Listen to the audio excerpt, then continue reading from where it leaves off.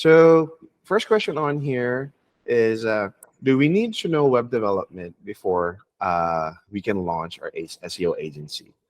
So, uh, how do I put this? Hey, you guys, we both are in the same meeting, so Sure, sure, I sure. also have to jump off. Yeah.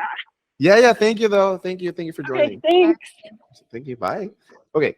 Right. So yeah, do we need to know web development before we launch our SEO agency? So it's a very tricky question, but a good, albeit a very good question, because it's a yes and a no. Meaning it's a yes that it's good to know web development before you launch your SEO agency, but it's not a necessity. You don't need to really be so technical with it for you to be able to launch your SEO agency. You just really have to know how digital marketing works, right? So look at it like this.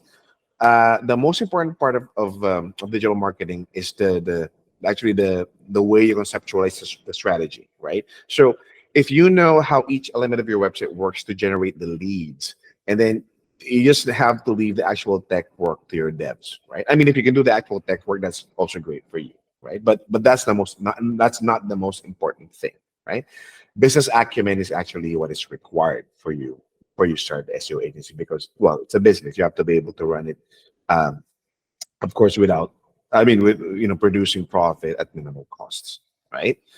We have here question number 2, and I think this is a good question for you, Jaira. Question is, what if I don't have a website yet? Can I use my social media page? What do you think?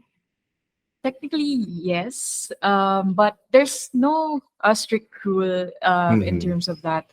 But just to make it uh, just to make it more simple, how can your potential client trust you with their website if you don't have a website? Right. So Correct. it's beneficial to maximize both so that you get leads, potential clients from different platforms. So you don't have to, but it's recommended that you have a website and also social media pages. Right.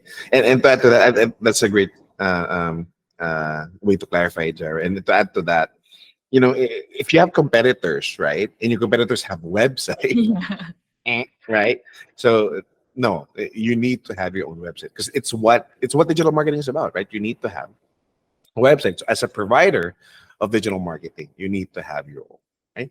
So let's look at the next question. Okay. Is it fine to just use your white label case studies? Well, yeah, absolutely.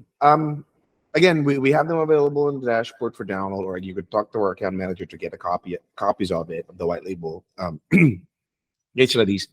But again, I do want to reiterate that in the long run, it would serve you better if you create your own case studies, because it will represent your actual portfolio, right? I mean, you can even get reviews or testimonials, like video testimonials. I mean, since they are your existing clients, right? So again, don't be afraid to ask for reviews if you know you're providing great service. So again, to answer your question, yes, you can just use the white label case studies if you want to, and just stick with that. I'm sorry, I mean our white label case studies, but in the long run, we recommend you to also create your own, right? So that way you'll have, I mean, the data will really have your experience and in your own portfolio, right? Yeah, I mean, I think that's the only time we have for now. But I mean, this has been great, Jara. Thank you. I Thank think you. I think I might need to invite you again for part 2, because it's really generating leads to the website. So I think SEO again will really play a good part in there. I mean, aside from other digital marketing channels, but yeah, thank you guys for joining. I appreciate it. Stay tuned for part 2, and we'll see you. Right? Bye bye. Thank you. Thank you guys. Bye.